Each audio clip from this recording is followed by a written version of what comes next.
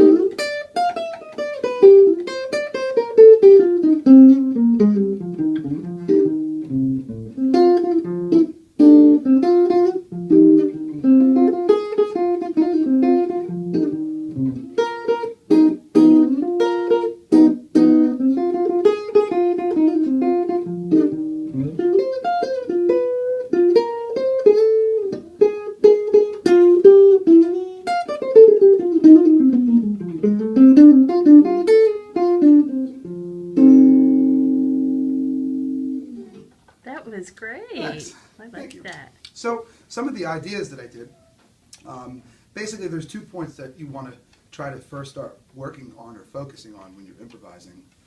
One is based off of the melody of the song, and then the other is based off of the chord changes. So if you can do a good blend of that, then you're able to communicate what the song still is and communicate the chord changes, whether I'm playing by myself like I just did or whether I'm playing with a group of people. So I tried to walk some of the bass line like you might hear a jazz bass player do, and at the same time get the melody in there and some of the chords as I could fit them in.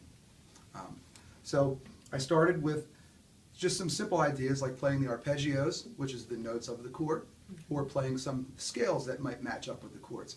And then that's where you can kind of get into what you're hearing on your own, because there's always some different ideas of what scales might fit each chord.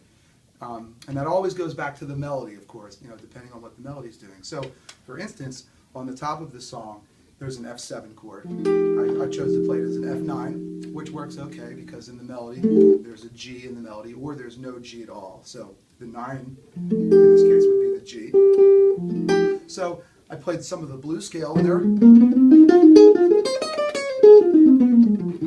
I also played some of the Mixolydian scale, which goes right along with the dominant 7 chord.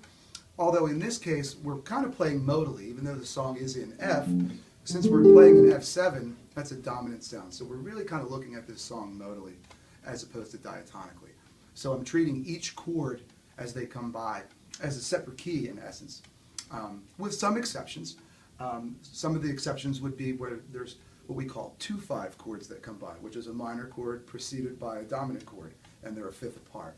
So we call those 2/5. So I might treat those two chords together like one key. I may tend to focus maybe on one of those two chords or both of them. So it depends on how, I'm playing through the song. So for instance, at the end of this song where you hear the part, there's a series of 2/5s. D minor, G7, C minor, F7, B flat minor, E flat 7, which leads us back to the F. So through those I might decide to play just arpeggios or chord tones, or I might also use some of the scales that would go along with those. So for the minor chord, you would hear the Dorian mode. The Dorian mode would go along with the 2 minor chord. Okay. And then for the dominant chord, in this case, in the first 2/5, it's a G7. You would probably hear me play the Mixolydian mode on that.